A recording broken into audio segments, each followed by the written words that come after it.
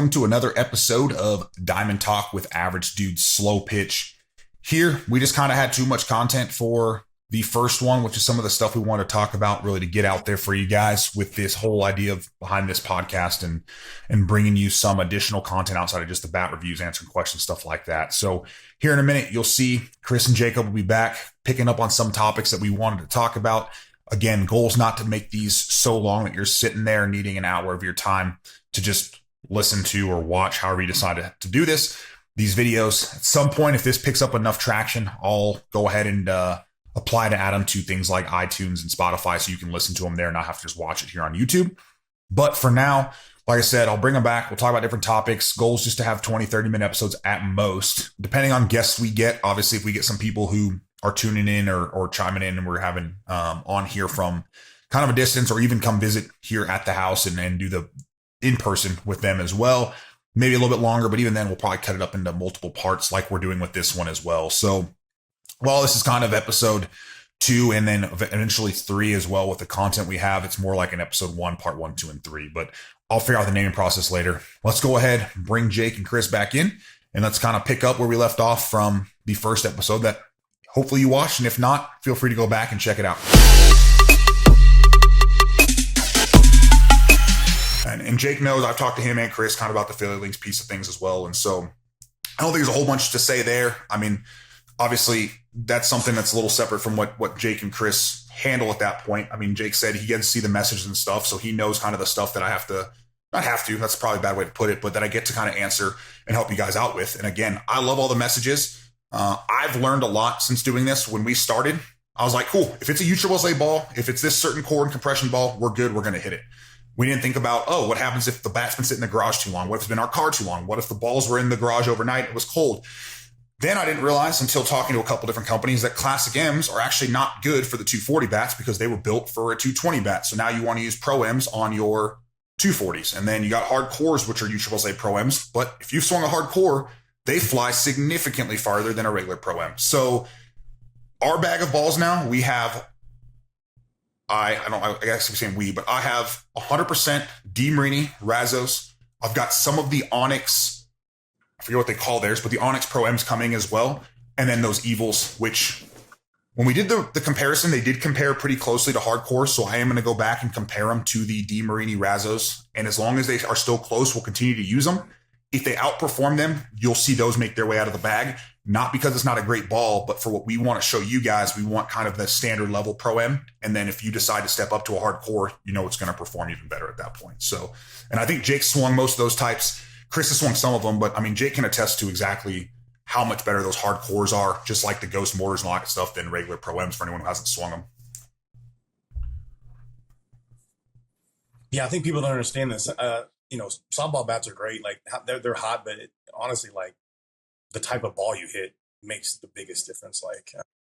So the harder the ball, the just naturally the farther, the more you're going to get out of it. So I remember, seeing home run derbies and, it was way more. If you had launched 650s back in the day, that was what you wanted to bring to a home run derby. It didn't matter what bat you were swinging. As long as you were hitting those balls, that was all you needed. So that's cool. You have that, the different variety pack in there, if you will. But like you said, you want to swing the ball, hit the balls that most people are going to be using in games and what have you. So, and like you said, obviously, if you can hit a Pro M a certain way, you can definitely hit a hardcore farther, right, or faster. So that's just it's how it is. Yeah, I mean, I don't want to play softball unless it's December and I'm hitting hard cores. That's about the only time I want to go out there. That's right. Yeah, and I think and again, something that's kind of opened my eyes to it as well is, one, I wasn't very smart on all the different stuff other than I was okay with kind of the bats when this first started. I did a lot of research. I actually talked to a lot of different people to figure that out. But something that I think both of them can attest to as well, and if you didn't know this, is when we're talking about bats and the balls, right? Chris brought up a good point. So when you watch the reviews and let's say we're out there and we're swinging the Louisville's is the perfect example, these power coils. A lot of the power coils, again, we have 52s. Why? Louisville's a Canadian company. We've already kind of talked about it. The Canadians use hot dots, 52s, I think 100% of the time. I don't think they have any tournaments where they're allowed to use anything harder than that for U-Trip. But if you watch the way the Louisville's perform with those and why they outperform some of these other companies are perfect example. I'll use this year's Mike and Josh Riley Pro M1. I think is the full name of it. That one started closer to 250. Nothing wrong with that. It's a game-ready bat, hot out of the wrapper. When you get those softer softballs, so like 52s, mushier Pro Ms that maybe are old, been sitting in your car in the sun, whatever it might be, you want a higher compression bat because that stiffer barrel is what causes those balls to fly, come off better, things like that. And that's why, at least when we swing the 52s, we see from those 275 and above compression bats are performing great with those 52s when we're talking about USSSA bats with those 52s. Whereas for instance, the one piece tantrum last year, it killed USSSA balls. We all know that. When we switched over to the 52s, it was okay. If you go back and watch the one piece comparison video, it wasn't the top bat. I think it was number 4 when it came to 52s, but then it was up there with the Pro Ms and USSSA balls. So understand when you reach out to me and you ask, hey, what's the best ball I can use type of thing? Well, a couple questions are basically what are you swinging at that point? Or what's the best, a better example is what's the best bat I can use? Well, what's your league use? If you kind of be like, hey, what's the best bat I can use? I go, oh, hey, you should grab a one piece tantrum. You buy it and you're like, hey, this bat's not performing well. And then we go find out that you're using 52s, for instance, or hot dots. That would have changed kind of my answer. So I know now to ask a lot of those questions because I learned pretty quickly that wasn't kind of common knowledge to everybody for the most part. And yes, it can differ a little bit in different temperatures, but just understand higher compression barrels typically will perform better with the softer balls. Now, Louisville, DeMarini, even Monster, those are good examples of you don't need to bring that compression down to 250 for it to absolutely destroy USSSA balls as well. And I think both of them have seen that, like Jake mentioned with that 14-inch Jenny, is certain companies, again, the compression's a little bit lower. Their bats perform great. They hold, maybe not hold, whatever it is. Louisville, at least for me, I've yet to be able to get one to fail. They'll break before they fail, which is technically what's supposed to happen. Do they sometimes break prematurely for me? Yes, I agree. I also don't follow the breaking procedure. That's a whole nother discussion for another day. But just understand this whole barrel difference one is really more important if you're swinging like the softer balls. And then once you get to kind of the USSSA piece, that's why we got the reviews there for you. You can check them out. If we don't have a review for a bat, reach out. There's a chance I've swung it and just not had a chance to either upload the review or I can't put a review out for every single bat. There's days where maybe we're just out there BPing with somebody when I'm gone, like out of town for a tournament, so we didn't get on video. But I'm sure with Jake and Chris having played at some ASA too and whatnot, they can probably discuss a little bit kind of what we just, or even agree or disagree with the compression and ball types as well. So, I mean, we haven't heard from Jake in a while. We'll let Jake kind of give his 2 cents on that before jumping over to Chris. But yeah, I mean, Hendo, you kind of nailed it with not really understanding how much the ball comes into play. Like if it has a USSSA stamp, it's a good ball, right? Like that's kind of how probably all 3 of us came up playing Slo-Pitch. I was completely blown away, especially when we switched over to the 240 bat rain, how much the ball plays, whether you're hitting a Worth, a Dudley, a hardcore. I mean, even the ghost balls that were thrown in there, the Pro Ms, like the core compression was all the exact same, but I'm sure if anyone swung those different balls, they all perform significantly different, with what you were hitting them with. You hit a ghost Pro M with a Louisville, and then you're upset because you only get 50 swings before you blow your bat up. Like, yep. Well, look at what you were hitting. ASA, I play here on intramurals here on base where we play ASA, but there's no compression testers. Get yourself a Monster M2 and go send it. And I will say just real quick, only because he brought up the M2 Monster, for those that love the M2s and you've been trying to find them and you're paying a premium, I promise you, if you go back and you watch the APS reviews we just did, SB1, SB2 for Monster or the new King of Diamonds, their new model ASA bats are every bit as good as the M2s. I promise you that. I've talked to Carl about it. They actually if you don't know who Carl is, sorry. Carl's the owner of Monster. We've talked about it quite a bit, but based on the performance test too, they outperformed the M2s in the testing to allow it to be certified. So sure, you can go out and spend the M2 money. They're still outstanding bats, probably the best still out there. But those M5 barrels with the newer handles and everything, don't sleep on those. And I would even give those a try before you go out spending $400 on an M2 Monster. I've sent Chris a couple of the newer Monsters, and all I know is all his teammates have stopped swinging their bats and use his now, so they're good. Typical. That's kind of my life story. We're swinging my bats. Yeah, and it works out well. Like Jake mentioned, I always had the newest shit, so they've been wanting to swing it. Yeah, I'm new to ASA again. I mean, I played back in the day in England, but that was back. I think the Juggernaut was the Juggy, Juggy. The first Juggy. It was hot. Yeah, it was super flex. I mean, you could bend that thing around your knee. It was super flexible. So I'm getting back in. Obviously, Monster's a big name for ASA around here. A lot of guys swing it. I like my For the Fallen, my Louisville. It feels nice. Like it hits well. It's just I feel like bat companies back then. I feel like there was 1 or 2 bats dropped a year for these companies, and I feel like now they're just dropping like every couple weeks you're getting a new bat. I mean Louisville. Jesus, who can keep up with Griffey's, Cotton Candies, Miami Nights? They just on and on and on and on. So so I've fallen behind. So I really lean on you because you swing everything. So I'm like, the Brady. I mean that Brady is filthy. So there's a reason there's a whole row of them back there. So yeah, that thing's disgusting. So shout out to my military teammate Matt. By the way, you somehow got Louisville to make you the best bat that they've released. So yeah, 100%. So again, and probably another reason for the channel. I mean, look how many bats drop now, and maybe that's why Will and them didn't have that many bats because they weren't dropping like they are now. So it's you're busy. I mean, I talk to you all the time. You're like, yeah, I'm hitting again. I'm editing. Like you're just constantly doing something for the channel. So. It's just different. It's a different world than it was when I first started ASA back in 06 maybe. It was a long time ago. And just real quick, this wasn't really a topic I was thinking about hitting on, but just because you said it, just so I've had a lot of people ask like, hey, I know you said you were going to swing this bat. Why isn't the review dropped yet? Just to kind of typical timeline, I'll go just this last week. So this last week I got back from Columbus from our military duel Sunday night. I remember telling Chris, dude, I've got like 11 bats I've got to get reviews done on, and I've got about 2.5 weeks till I leave for another tournament. So Sunday night when I got home, I edited a video to drop Monday. I don't remember which video it was that dropped. Dropped that video for you guys Monday. Went to work, got done with work, came home, took my daughter to t-ball practice. Once that was done, got home, put them in bed. I edited another video. And each edit, if I'm super focused, don't get distracted, I can maybe get it done in 2 hours. But we're leaning closer to probably 3 by the time it's all done, adding effects, uploading, all that stuff. So get that done, go to bed. And I did that. Then Tuesday night, same thing. Took my daughter to her t-ball game this time, and then edited a video. Wednesday, same thing. No t-ball practice, but edited. Then Thursday, went to work. Left work about 2 hours early because I went in early. Went straight to the fields. Hit before we could beat the New Mexico wind, which we're not going to go into what the windy season here in New Mexico, but basically from March 1st through the end of May, we get daily 50-mile-per-hour winds. So you got to find windows where you can hit. So that's been another problem. But anyways, went to hit for 2-3 hours, got as many bats done as we could before it was too hot, balls get mushy, things like that.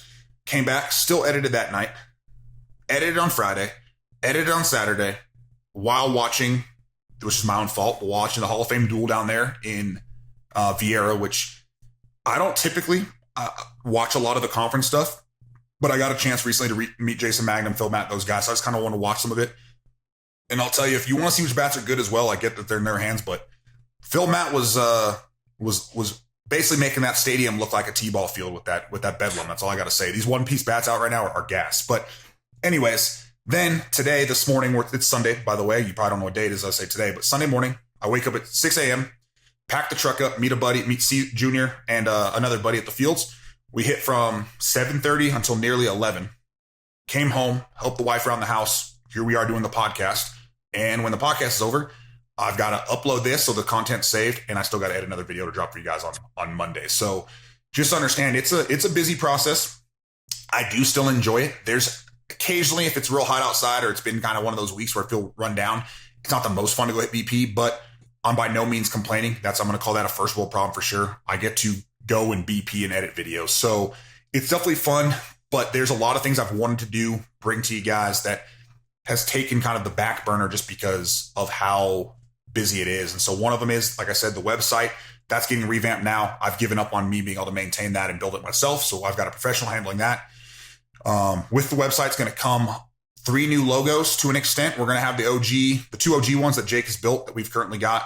But we're going to have kind of a simpler one that's going to be just an easy recognizable thing that we'll use for the simpler items like thumbnails and stuff. We'll have the normal average dudes, and then we're going to have the one that you saw at the start of this video, which is the podcast one. So it kind of helps everything kind of stand apart. And then I've actually been talking to Jake. We're still figuring this out. Once the website's up and running, I'm probably going to let Jake head it up if he wants to still, which again, we've kind of talked about it, but we're going to start going with some drop ship options for average dudes kind of apparel. So it's not going to be all the buy-in jerseys you've been seeing. While people do like some of those, we'll still do some of those from every now and then, but we don't want you guys waiting that long. So we're going to have some hoodies, t-shirts, things like that. We'll probably get one. Everyone swears I got to get one that says yo, yo, yo. I don't, the first couple times I said it and it just stuck. And so now that's what we roll with and that's what it comes with. So you'll see all those kinds of things. So just realize there's a lot of stuff that I'm trying to bring to the channel, make sure it works for you guys. The reason you don't always see these videos edited and uploaded to, let's say, TikTok and Instagram, for instance, as well, is when I finish a YouTube edit, it's an entirely different edit to change the aspect ratio, the features, all that kind of stuff to get those up as well. And so it just, again, I'm working on finding a TikTok, Instagram editor so we can keep that going. So there's a lot of stuff. I just have to be careful with how much money I'm using at a time for each thing. So right now it's the website. When that's done, we'll recoup that money and then we'll work on getting editors so you guys can get more and more stuff. But again, any recommendations, let me know. Again, I don't want to spend a whole bunch of time talking about that, but just so you understand why some of the reviews take a little bit longer. There's times I just don't get the bats in time, or again, I'll get bats and it'll take me 4, 5, 6 days during this time of year to find a time where it's not super windy to be able to go and swing. So with that though, that's enough. I'm sure Chris and Jake are bored of listening to that one. So something that kind of brings it back in, and I think they'll both have plenty to say on this one, but rankings. We've talked about rankings a little bit earlier. I think Jake mentioned it. Rankings is the bane of my existence with this channel. So when I first did the first couple top 5 rankings lists, we'll call it, it was more of a, hey, it seems like that's what other guys are doing. It makes sense. And so I did it. And as Jake mentioned, Chris has seen it too. The amount of hate on the rankings and feedback, I guess I expected it, but didn't really think about it. And I get it. Like Jake said, it's personal preference type of thing. So you probably haven't seen one in a while. I dropped one right at the start of 2024. And I only did that because I've got so many messages asking for it that I did that and used kind of only bats that had dropped in the previous kind of 6 months. And within that, I had one bat company reach out and was like, yo, why isn't our bat on the list? I thought you really liked it. And I was like, well, we haven't swung a bat from your company in this amount of time. That one had been on the previous list. I don't think it really stands up to what we've got out now, blah, blah, whatever. With all that being said, and I'll let them talk about their idea of rankings, but this is another idea I bounce on them. And this is what you're going to see when the new website drops, is there's going to be no more top 5 lists, no more top 10 lists, no more top anything lists. What it's going to be is, and I'm still trying to figure out the categories, so feel free to leave this in the comments if you think of good ones, but we're going to have basically 3 or 4 ranking categories, from sweet spot performance to forgiveness. The third one we've been bouncing is like swing weight. We're trying to figure out what a good third one is, but basically it'll be a chart from 1 to 10. And each bat, when we get done swinging, I'm going to ask anyone who's out there with me. So for today, which is 2 of us, it'll be 2 of us. So there is a little bit of obviously opinion bias in that one, but the goal is to be as unbiased as possible. But how good the sweet spot was, how forgiving the bat was, and then again, let's just say it's swing weight for now. Once that's done, we'll total it out. If a bat comes out to 27 out of 30, you're going to have a picture of that bat on the website. It's going to say, let's just assume it's the Brady. The Brady's a perfect example. Let's just say the Brady was a 27 out of 30. It's going to say, whatever, Louisville Slugger Brady. It's a 12-inch barrel, 1 ounce end load. So I'll have the details for you. Here's the rank it got. Here's this. Here was our starting compression, our ending compression, and not even ending compression. Here's our starting compression, our 100 swing compression. I get that some bats need a lot of breaking time. Some don't need 100 swings, but we need a baseline. So it's going to be 100 swing compression, and all that info will be there for you. So now you can go and look. And if you determine, this means compression doesn't matter for the ranking. So if you're somebody who goes, I have to have a bat that passes compression, and you see that we have a tantrum, let's say, ranked 29 out of 30 points, for instance. Well, it might be number 1 out of all those rankings, but if you care about compression, that's not going to be your number 1. Pick the one that makes the most sense. Or, as Jake mentioned, if you maybe don't hit the sweet spot every single time, you don't play a lot, you need super forgiveness, you might see the Purple Jenny be a 10 out of 10 on forgiveness, but a 7 out of 10, for instance. And again, I'm just throwing random numbers out right now, but on sweet spot, great. That might be the bat for you, even though it's a 25 out of 30 versus a Brady, let's say that's a 28 out of 30 or whatever it is. And so hopefully that'll help. I get it. No matter what I do with it, there's going to be obviously always pushback. It's just the way it works. It's the internet. But the goal is to make it as universal as possible. And again, with that, it lets me bring other people's opinions in. So if I go, man, this bat was a 10 out of 10 on the sweet spot of forgiveness, and then guys who are with me who, again, don't swing nearly as much as I do, are like, dude, I don't think it was as forgiving, and here's why. Then we can go back, watch the velo stuff, which I'll discuss why we velo. This will go on to that as well. And figure out, okay, maybe it's not a 10 out of 10, but it's probably also not a 6 out of 10 like you thought. And we'll meet somewhere in the middle and get as close to a unbiased type of ranking as possible. And so that's what we're going towards. Keep an eye open for that. There won't be top 5 lists, like I said, anymore. If you want to message me now until that's up and ask, I'll do my best to get back to you. But bats are so close now that, in my opinion, there's 2 or 3 that I really, really like. And then from there, everything's just kind of blobbed together to personal preference. And so I'll let Jake see all the messages. I'll let Jake talk first to kind of his opinion on the kind of the rankings thing and how that works. And if he thinks the new idea is a good one or not. And then we'll have Chris kind of give his 2 cents as well. Yeah, I mean, I just looked as you were talking. There's 172 videos on the YouTube channel, and we'll say 20, which I think is way more than what it really is. I'm sure it's significantly lower of bats that you've had on there multiple times. So 150 bats that you've reviewed, and that's being generous. It's hard to say there's only 5, 10, 15 and put them in the top order because, let's be real, you don't remember exactly how that first bat felt to how, the Resmondo, which was, one of the most recent videos felt.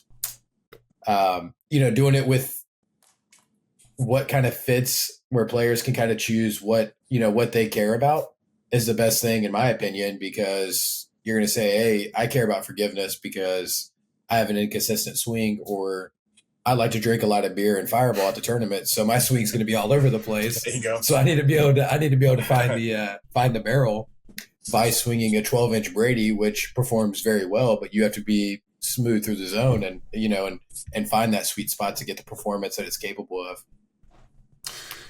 You and I have had this conversation. We've probably spent hours talking about this, the rankings and the headache that goes along with it, because take the YouTube channel out of it and just selling bats. Hey, what do you recommend? Okay, well, what do you like? And let's go from there. Well, I don't know what I like. Well, let's start here and let's work our way down and try to find what, fits your needs, your wants, and what you're actually going to enjoy swinging. Yeah, and 2 quick things before we have Chris talk that Jake touched on, just as a reminder. Something else, because I know somebody will probably recommend it or say it, but that will also be on that little grade sheet, is he mentioned like the flex. So it'll mention, did this feel like a stiff handle, a flex handle, or somewhere in the middle? And I've kind of looked, I've started building a lot of this.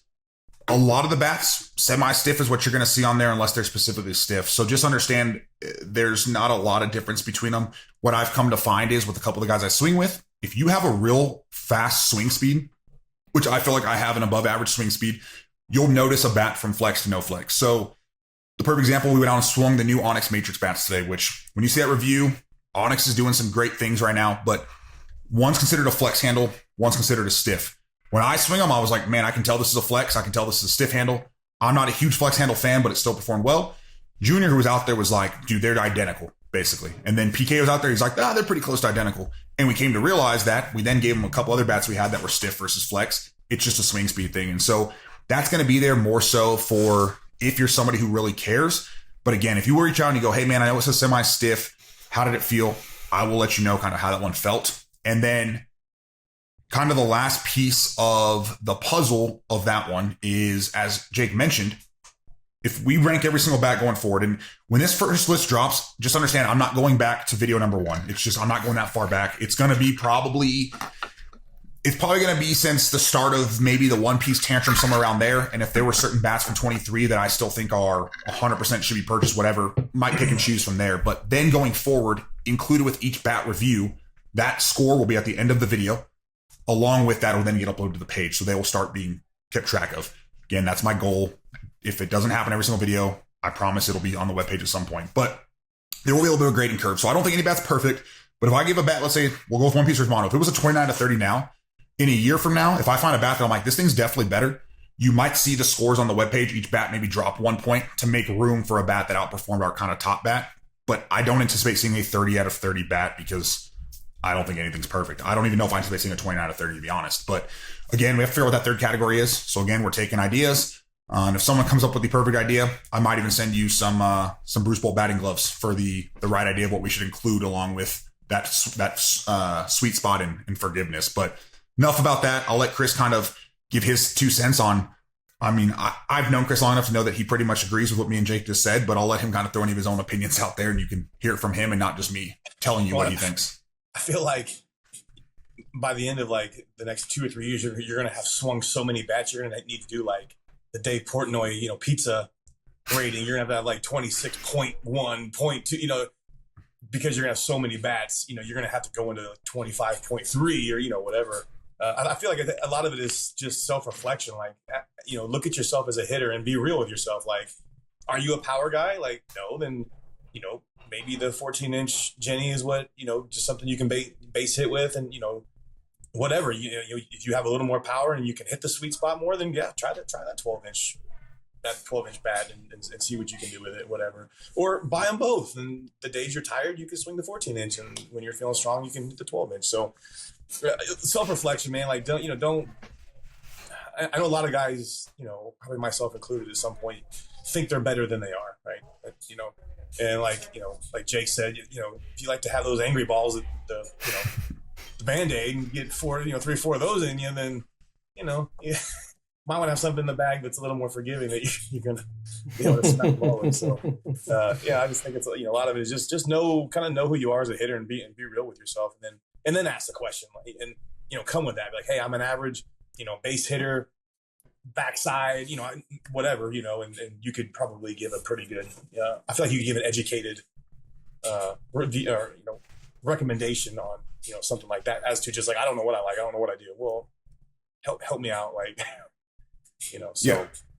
Yeah. 100%. So yeah. And so you can see there, it's not an easy thing for rankings, but if you reach out and you ask, if you ask why I ranked it that way, I'll tell you exactly why. We can agree to disagree. It'll be a civil conversation. I have had a few messages that are like, bro, you're an idiot. This bat's not that good, or this bat's better than that bat. If you message me like that, I'll probably at least acknowledge and be like, thanks for reaching out, something like that. But that'll probably be the end of the discussion. Like, there's no need for us to kind of get into a discussion like that one. But if you're like, hey, man, have you tried this bat? I really think this one's better, and here's why. I'll be like, hey, man, I haven't tried it yet. One, do you have one you're willing to let me? And in that instance, just know, not only will I pay for shipping to and from if it's a bat I haven't swung yet and you're willing to let us use it, but we will also put a price point on that bat before you send it to me. So if I use it and it breaks, you're getting paid. Like, it's not, you don't have to risk it being broken or anything like that. I had somebody recently, you'll see this video coming out real soon. The APG4 is dropping. Well, surprise, surprise. I decided to compare the OG APG, since the new APG is a one piece. And a guy was like, hey, I'll send it to you. You can use it. And I said, okay, well, pick a price, because I don't want this thing to break. He was like, no, it's not a big deal. If it breaks, it's fine. And I said, you may say it's fine. For me, it's not fine to use your bat and break your bat. So we set a price. He was like, I think he said 125. And I said, deal. If it breaks, I'll give you $200. Like, I very much value, not only it's your personal property, but the fact that you want to help the channel. That it's honestly a blessing that people even watch this channel in the first place. So I'm not trying to take advantage of anybody. Again, I will always pay for shipping to and from, unless you offer. If you offer, I'll make my one chance of like, hey man, I can send you a label. Are you sure? If you're like, no, it's fine. Great. But we're still going to have a price set.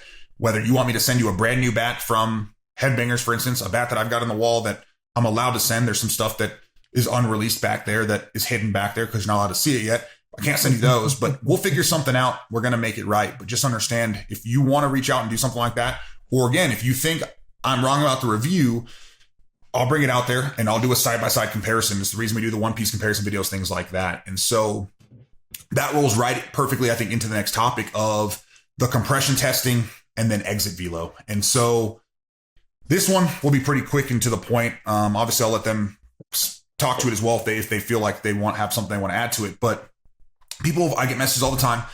Hey, dude, I don't think the exit velo or it doesn't make sense for doing the exit velo because you can hit 105 with certain bats. I can only hit 85 or whatever it might be. And so understand, my reason for still doing exit velo isn't just to show off how hard I can hit the ball. The goal is, and this is something I can do better of, and you'll start seeing at the end of videos as well.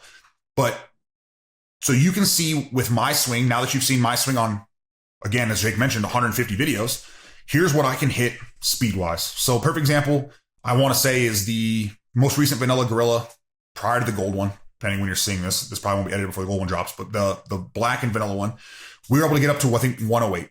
So if you see 108 on that bat, and then you see, okay, he hit 108 a few times. He's usually right around 101, 103. And then again, I'll start throwing the averages up at the end. You can see what was the averages, what was the top speed. Then we take out, let's say, that 14-inch Jenny that Jake was talking about. With that one, if you notice, hey, Hendo's only hitting 104 on that one or 103, why is it so much slower than the Gorilla? But then you look and you see, oh, but the average is also 104. So the entire barrel or the overall forgiveness is performing that way. Then what that tells you is not that, hey, man, you can go out the door right now and swing. I'll tell you right now, I love Jake. Jake's not going to go out and hit 105 miles an hour. But what Jake can do is he can know that, okay, this is my top speed or my top type of performance I get in our Reso Radar.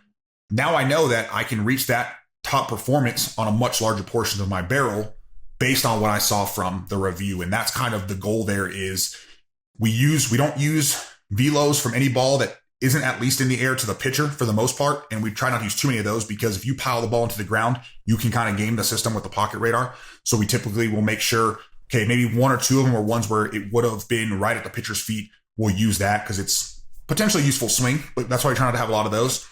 And then we won't use ones where it's a straight pop up because, well, that's useless for what the barrel does. That's just a pure miss. And so that's where kind of that middle ground is for the bats. And like I said, we'll start including average at the end so you can see that and use that data. And that's the reason behind it. And the last piece of that one is the compression testing. Again, compression testing is not just there so you can see, does it pass, does it fail? Because again, 70% of you or however many don't care about compression testing. But it's also so when you go out there and you're like, oh man, they swung that, let's say Easton Tantrum, and it would hit 107, for instance. I don't know what it hit. This is just numbers. I don't have it all memorized. Let's say it hit 107. It's like, oh man, then they swung the Onyx Momentum and it only got to 105. And you're like, okay, well, this one's clearly better. And then we test it. You see the Tantrum's at 230 and the Momentum's at 275. I'm willing to bet you if you break that Momentum in and get it down to 230, which really, if it's me, I'm keeping it at 240 or above. But if you break it in, it's probably going to match, if not surpass it. And so that's compression's also there so you know what kind of braking process. But for me, typically with the 240s, I don't see much performance gain from under 240. Like once you hit 230 and down, it's just the barrel's kind of soft. At times it performs better, but it's not like the 220s with the old Easton Fireflexes where you get to 150 and now this bat's cooking type of thing. Most of the 240s will break, don't perform a ton better, but that's also the piece of the compression testing is, does it pass with people who care? And how does it actually compare speed-wise or forgiveness-wise to other bats testing in that same range and kind of what braking options do you have for it? So, I mean, for Jake and Chris, again, I'll let them kind of speak to their opinions of the velo. And for, again, maybe they're biased to it because obviously they're my friends and help kind of this whole thing, but what they think about the velo and if they think it kind of helps and all that kind of stuff as well. I think the compression test was just like that was, you just had so many people asking about it that you kind of had to get that. Like that was a huge, like tons of people wanted to see that. I don't know if anybody asked for velos, but that, but you just, again, that's just you, we were laughing earlier how, when you get into something, man, you jump into it. Like, so you want to give everybody every possible thing they could come up with for questions. Right. And I don't know if anybody even asked for the velo thing. I think that might have just been something you did on your own. Like, I just give it that little extra information, gee whiz information, if you will.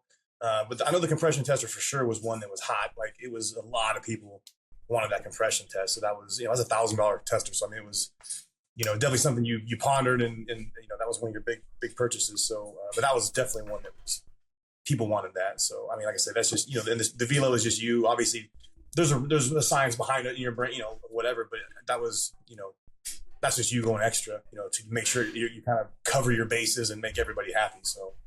Yeah, and the velo came to fruition more so, again, this is just my brain, and hopefully maybe it makes sense, maybe it doesn't. Again, feel free to comment, let me know. But I wanted to have as much information in the video. I'm not, whether it's science, whatever term you want to use, but that is like factual type of data. So I can't go up there and swing, again, let's just say the Brady, and then come up there and swing it. We'll go back to the Momentum and be like, oh, the Brady blew it out of the water. It was 100% better, whatever, right? Now it's just my opinion. Where now if you see me swinging the velo, and you see, man, and I get it, based on the day, it's going to change a little bit. I'm not going to, some days I'll be sore, whatever. But for the most part, it gives you that visual data of here's what can be done with the speeds. Here's what can be done with the compression and take as much of the opinion out of it. Now, there's always going to be opinion, but it helps kind of bring kind of factual type of data or scientific data, whatever term you want to use to why the bat was described the way it was, why I think it performed that way and whatnot. And that's where the velo piece came in.